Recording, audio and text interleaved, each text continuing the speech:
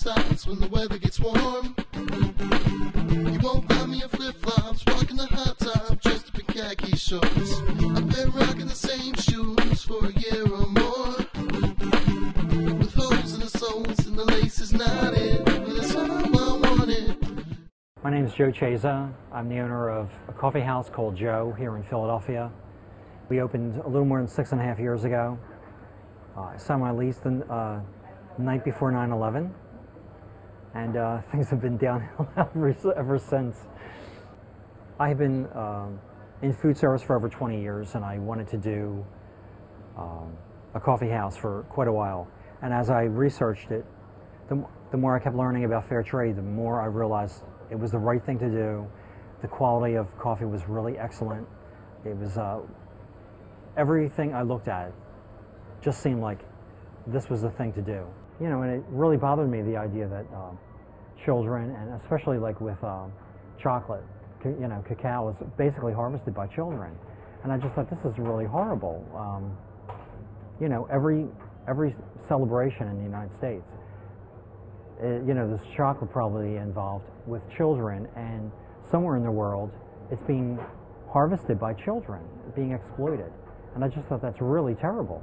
You know, there's nothing fair about that at all. And, you know, they don't even have a childhood. So, the biggest thing is knowing that I'm making a difference. Collectively, with all the stuff that I sell that's fair trade, I'm supporting over 200 coffee farmers in the world. You know, and their families. That's really a lot of people.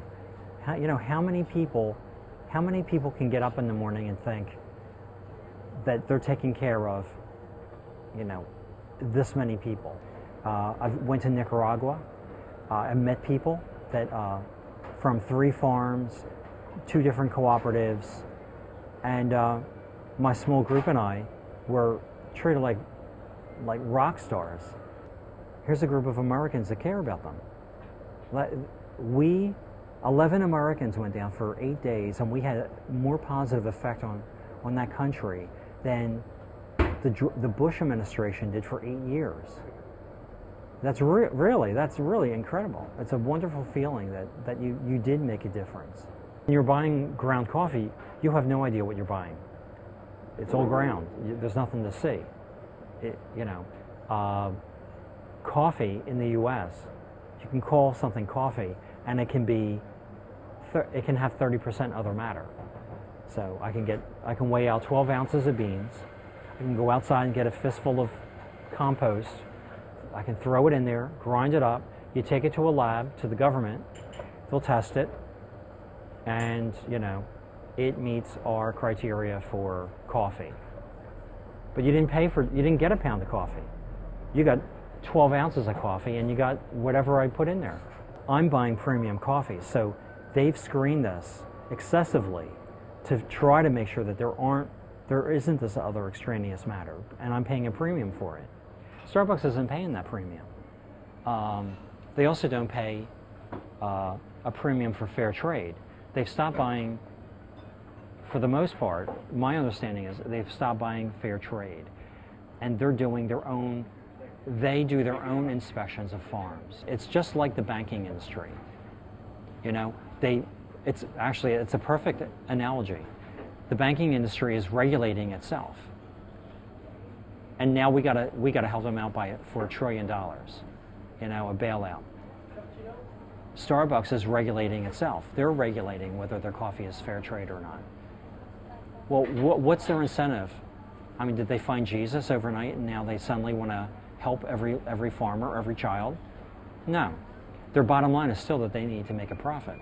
And there's nothing wrong with making a profit.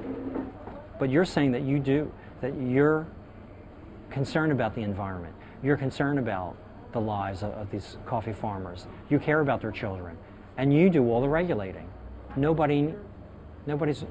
Who's looking over your shoulder? Nobody.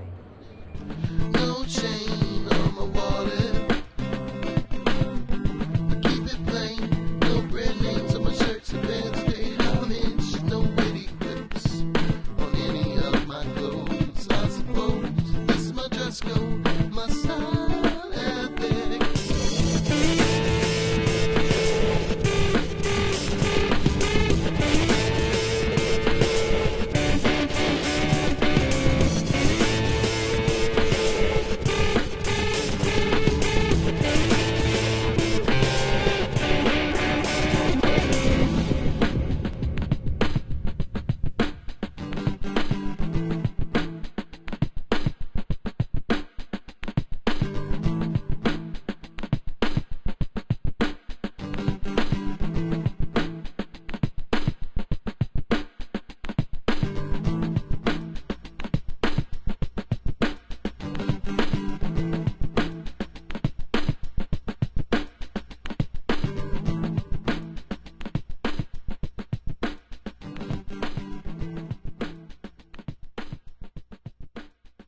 You can do the talk about how good you are, and you can actually do it.